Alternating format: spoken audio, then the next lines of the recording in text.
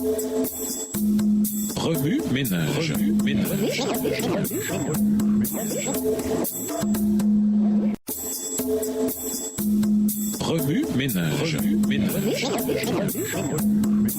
Bienvenue dans votre émission. Remue ménage. Nous voilà à la leçon de lundi. Interpréter un acte d'adoration. Lors d'une guerre, tous les biens, toutes les provisions et tous les habitants de Sodome et Gomorrhe tombèrent aux mains de leurs ennemis. Lot et ses biens subirent le même sort. Mus par un sentiment de justice, Abraham et ses 318 serviteurs entraînés dépassèrent les envahisseurs, les attaquèrent de nuit et récupérèrent tous les biens et toutes les personnes, y compris Lot et tout ce qui lui appartenait. Cet épisode aurait dû apprendre à Lot combien les richesses de ce monde sont éphémères. Selon les coutumes de l'époque, le butin allait à celui qui avait risqué sa vie et remporté une éclatante victoire, et donc à Abraham. Mais que se passa-t-il ensuite? Abraham rencontra deux rois, le roi de Sodome et un autre roi qui, étrangement, n'avait pas été impliqué dans cette guerre, Melchisédek. Melchisédek était le roi de Salem, mais aussi un prêtre du Dieu très haut. Ce n'est peut-être pas une coïncidence si Salem, Jérusalem, a été associé plus tard au centre de culte de Dieu, Psaume 76, verset 3, à son temple et à son entrepôt, et au seul endroit où la dîme et les offrandes devraient être apportées, Deutéronome 12. Aujourd'hui encore, les offrandes et la dîme doivent être apportées au temple de Dieu, Malachie 3, versets 8 à 10. Un lieu centralisé établi par Dieu. De là, la dîme serait distribuée équitablement et exclusivement à tous ceux qui doivent être soutenus par elle, le ministère autorisé. Nombre 18, versets 20 à 24, 1 Corinthiens 9, versets 13 et 14.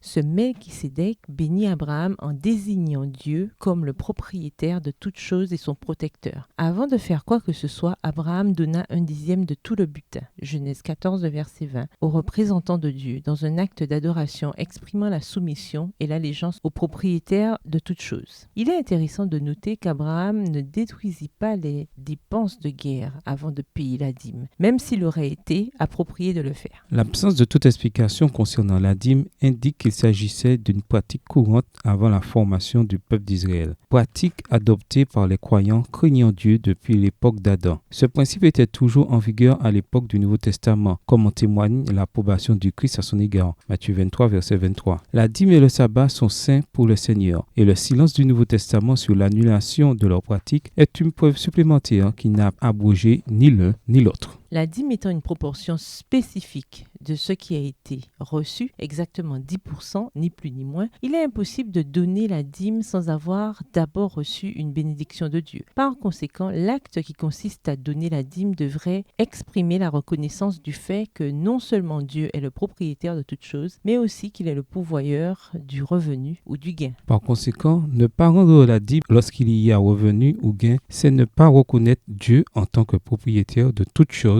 et pourvoyeur de ce gain. Cette négation pratique des attributs de Dieu entraîne une grande perte spirituelle et conduit fréquemment à l'apostasie. Tel qu'indiqué par Dieu, la dîme doit être donnée selon le pourcentage prescrit, apportée entièrement au bon endroit, le temple, Malachie 3, les versets 8 à 10, et affectée à son but véritable, le soutien du ministère autorisé. Nombre 18, les versets 20 à 24, 1 Corinthiens 9, les versets 7 à 14. Ménage, après avoir regardé votre texte écrit et annoté, quels éclairages particuliers vos notes semblent-elles indiquer dans l'ensemble? Quelles questions émergent après l'étude de la leçon d'aujourd'hui? Quelle partie trouvez-vous difficile? Quels autres principes et conclusions découvrez-vous? Si la dîme doit être un acte d'adoration envers Dieu, pourquoi Abraham l'a-t-il remise à Melchisédek? Au revoir. Et à demain si Dieu veut.